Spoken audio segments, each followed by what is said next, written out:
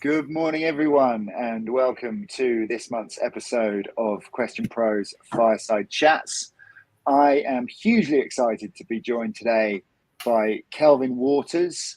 He's someone I met 3 or 4 years ago at a CX conference, and we kind of clicked and have stayed talking ever since. And I think he's one of those upcoming CX pioneers with some really cool ideas that need to be shared. He's also, in a role at Lloyds Banking Group where he's actually getting to put them into practice. So amazing. Kelvin, welcome. Thanks for having me, Nick. It's nice to see you again. And really excited to have a chat about this. It should be fun. Cool. So let's just do a quick reminder about what Question Pro's Fireside Chats are all about. You'll be able to tune in each month for 30 minutes, usually at around 11 a.m. UK time, depending on which guest topics and regions we're focusing on. We're live on my LinkedIn as well as Question Pro's YouTube and X feeds. And we're really just trying to have informal discussions with our clients, partners, subject matter experts to share ideas, thoughts, experiences, challenges and best practices in CX, research, data, and insights. So for those out there, please do post comments and questions as we go along, as we can make these part of the discussion and make it as interactive as possible. So, Kelvin, you're at Lloyds Banking Group, been there for 13 years in various roles. Do you want to give us a little bit about your story, how you ended up where you are today and your passion for customer experience? Yeah, well, 13 years ago, I started on the front line. I think when a lot of people that come into banking start in the front line, and I think that's a good thing because it gives you an idea of sort of customer problems straight away. I think CX generally, I was frontline many, longer than you've probably been alive, but yeah. I wasn't going to go there, Nick, but yeah, no, possibly true. Yeah. But and then I moved into sort of more of a change function, worked in project management and PMO, and later on sort of innovation and strategy. And then I moved into the transport team working in innovation. I moved from sort of innovation into customer experience and specifically customer insights. So understanding the customer experience and how we can improve it. And that's where really I found a passion for what I do. I've become much more engaged in what I do, and I love my job. As I've said to you before, I've probably got one of the best jobs in the business. I'm very fortunate in what I do, and I've been given a lot of license by both my senior manager and my head of to do some really cool, funky stuff, and really sort of try and do things in new and exciting ways. And that's hopefully what we'll talk about today, really. And so, yes, just really fortunate to be where I am. I've worked quite hard to get here, but it's paying dividends now. Amazing. And I guess there's that sort of, customer thread through all of that, and you've now find a way to give yourself and them a voice, which is something that I know we've spoken about a lot. And we also talk about the concept of a single customer view. And I know we both get pretty excited about this when we're talking about it. Can you share and give a little bit more of a view of what it is that you actually mean and what you're trying to do in this space? Yeah, absolutely. So I can be I'll have to be a bit general because some of it's still being worked through and some of it's a bit more sort of proprietary. So I'll skirt through generally. But in my opinion, the best way that you can serve customers is by understanding everything about them. Right. So, all the interactions that they've had and all of the products that they hold, everything that they have done with your company, you should know about. And it's stuff that over the years, the expectation from customers is that they already expect you to know all of this stuff. And you'll know from your experiences, as I do from mine, that that's not necessarily the case. So it's now really about how can we actually make that reality? How can we pull all of that data together to give us that view of the customer, every interaction that they've had, what they're doing, so that when they call us, when they contact us with email, if they go on web chat, if they go on the website, that everything is joined up so that it enables them to have the best experience that they can have. But it also enables our frontline staff, it enables our backroom staff to be able to service them in the most efficient way, but also to give them that sort of opportunity to do what they want to do in the smoothest sort of journey possible. So it's really about sort of bringing everything together, so it really makes it a smooth transition. It's interesting because I was watching a podcast that Colin Shaw was on about 6 months ago, where he was talking about the fact that customer experience hasn't really moved on in the last sort of 10, 15 years. You know, we still survey customers and we still do that after the fact. And that's very difficult to be able to do, move into that Amazon-esque sort of instantaneous sort of feedback and reaction. But by connecting all of our data sources together, we'll be able to then actually start to look at how we can do that. And we would do that by leveraging some of the, buzzwords. And we've talked about this quite a lot, about AI and how you can apply that in the business sense. But you can only do that if all of your data is connected and is accessible by the AI. I work in a heavily regulated industry. We can't use public large language models to respond to customers. It has to be based on our own data, and we're quite an old institution, and that means we've got legacy systems that need to be connected and talking to each other, and that's not as easy as it sounds. And there's a lot of work that goes on in the background to enable that. But if we can bring all of that stuff together, the power of being able to understand what our customers do and how they do it, and what we can do to enable that, make it smoother and give them the experience they deserve, if nothing else.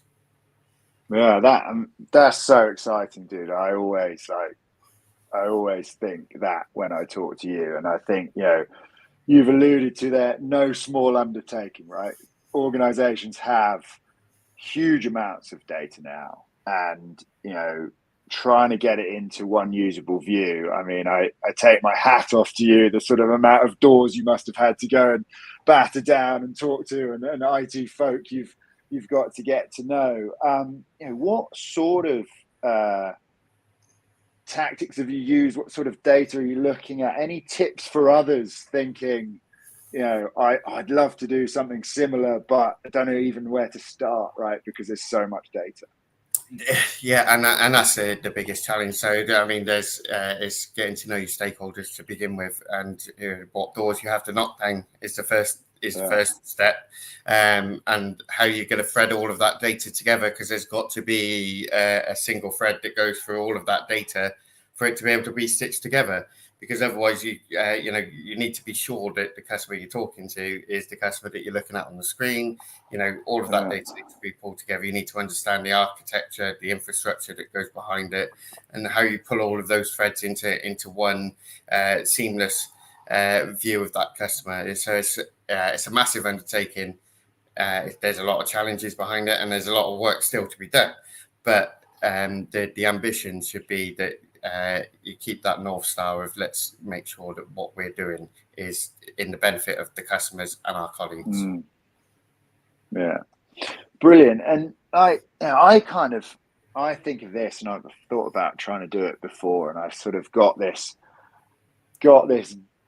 kind of thing in my head that, like, for every customer, like, in my CRM system, I could then see this kind of journey of what they've done at any point, and then I could build a view of that for every customer, so I could smash that together, so I could say, right, average customer contacts us after 3 months about these reasons, feeling like this. Are we talking similar things here? I guess my question is, what's your end goal? What's nirvana? What does it look like when it is fully set up and working as you want? Yeah, so I mean, the first thing is to be able to react efficiently, right? That's step one. Step two is to then, when you've nailed that, is to become proactive. So instead of waiting for customers to contact us, we can contact them first, or when they contact us, we can be like, we can be proactive with the things that we're saying.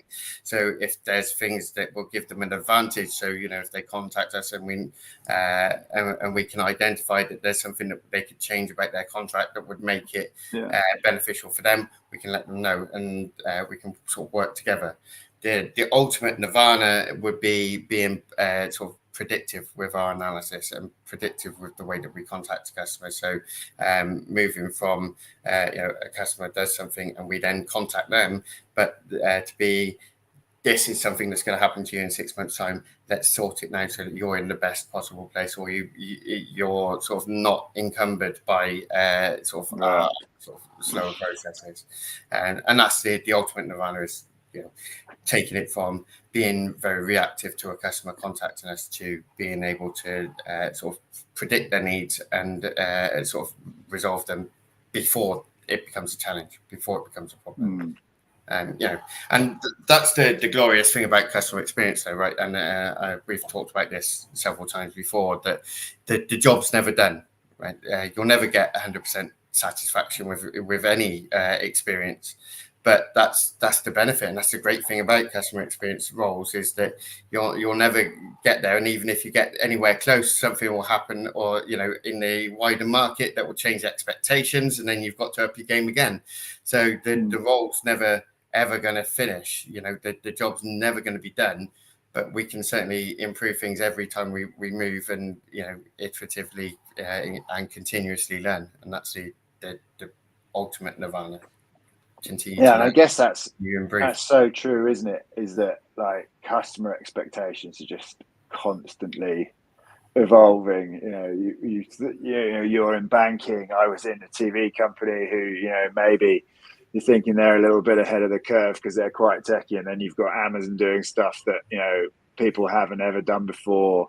Things on phones coming in that you've never seen, and suddenly your customers are comparing you with the sort of highest common denominator, and you've got to constantly up your game and respond to that. So it's a tough world, eh? It is a tough world, but that's the sort of challenges that you thrive for, right? That's what gets you out of bed in the morning, is how can you meet those expectations and then not beyond and go beyond that and actually exceed expectations. And that would be that would be the dream, is if you actually sort of getting customers saying, you've done stuff before I even thought I needed to. That's amazing. That's the comments that you want to hear. That's the stuff you want to see in the verbatim. That's the things you want to hear from your promoters. Yeah, I think that you've done stuff I've never even thought about. That's kind of almost getting into the innovation side of your role, isn't it? I think we've talked a little bit about single customer view there. I know you are massively excited as a person about innovation, and I know AI must be popping into your thinking. I think you told me you were at Accenture's AI labs last week with some quite funky Star Galaxy entrance, like secret card to open the door, which gave a bit of wow factor. But what are your views on AI in customer experience? It's a difficult one, right? Because AI is a very exciting topic. Everyone's talking about it at the moment. Any conference that you go to, there's 90% of the agenda is filled up with how we can make the most of AI. But AI is just a tool, right? It's just another way of doing the work that you do. It takes some of those less value-adding tasks away. Essentially, that's the ultimate power behind it. And we've been toying around with some AI tools in transport at the moment, and a lot of the feedback that I've had from that when I've been going out to the guys that we've got in those experiments is that it's taking away some of those laborious churn activities, those sort of monotonous sort of data tasks that you need to do. It can take away that so that you can spend more time on the value adding stuff where you're actually looking at customer problems and using creativity and the things that we're better at than just sort of data input and login actions and sort of doing minutes from team meetings and committee meetings and all of those things. If you can take away the hours that you spend on that, I mean, we were talking before the call about some of the sort of admin tasks that we've got to do during the day, and how tedious some of those can be. If you take away those hours that you spend on that, you can spend it on actually doing the really important stuff, which is sort of how we can improve things for customers. And that's the value of AI. And the value of any tool really is sort of how can you remove some of the things that block your day that you can spend on doing the creative stuff that will really like push the dial forwards. Yeah.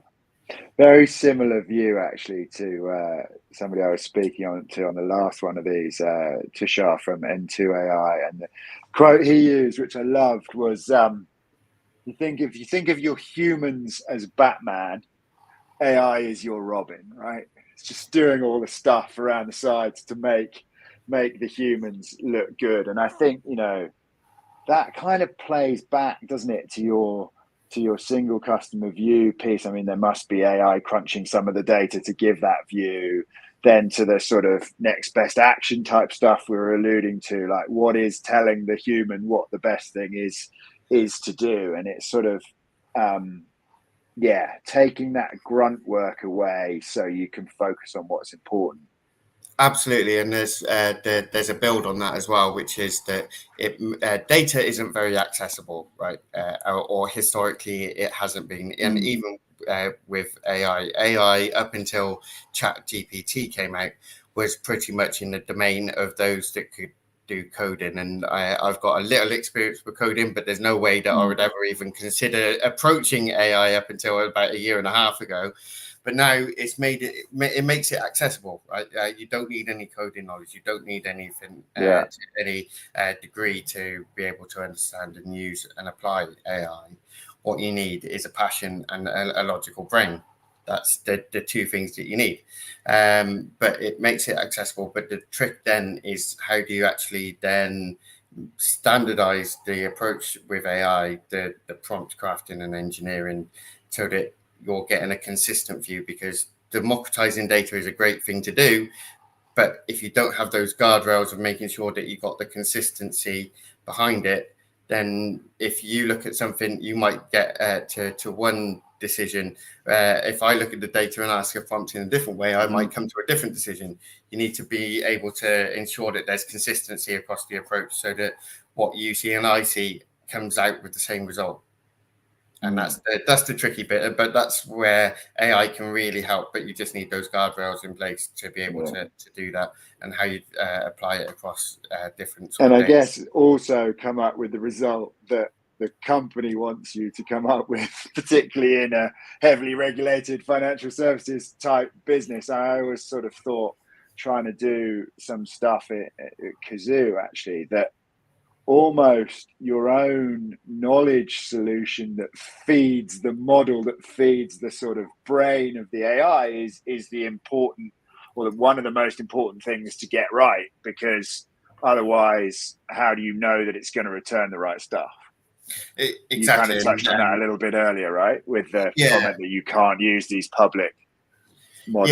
Yeah, we're hampered in a way that we can't use the sort of public large language models, but that's actually in some ways a benefit to us, because it means that we're training it on data that is ours, that we know is sort of telling what it's telling us, and there's some control around how it's used and applied and how it's trained, so that we're not encountering any sort of unconscious bias in that data, and in the way that the AI is trained and the way that it's applied across that data set, so that we can really sort of hone in on what the problems are without taking on any sort of any undue risk. Amazing. So I'm thinking, right, we both started in the front line, and we're both now sort of CX professionals of, very old standing, in my case, getting on doing some stuff. What do you think, like, made you go from frontline to CX? I think for me, I recognize one point in my journey, right, when I was a customer service advisor in the automotive industry, actually, and we had a bunch of product managers coming to visit the office. me and a few of my mates pulled together a bunch of feedback we wanted to share with them. They didn't want to know. And ever since then, I've like, there must be better ways to get what your customers are telling you around your organization and make people take notice of it. And that's kind of been my driving CX passion all the way through. It was, what's yours, and what do you think it is about that sort of frontline piece that you see so many people taking that path, right? Yeah, I mean, for me, my eureka moment happened actually a little bit later on in my career when I was working on some rectification programs where we were trying to fix sort of legacy issues from the past. And it was kind of like, there's got to be a better way of doing this. There's got to be a better way of tackling customer problems before they become a problem, right? And then you don't have to fix it. But you're right, there's a lot of people that come from the front line. And I think that, I work with some really passionate customer people, and they all started on the front line talking to customers. And I think when you talk to customers in that way, if you actually speak to them and you really feel their pain, you feel the problems that they've suffered, and you want to fix it. And I think that's what drives customer experience professionals on, because like most of the people that I've encountered in customer experience roles have started on the front line, have experienced those and lived it through customers' eyes. And it's that really drives that passion forwards, and that's the good thing.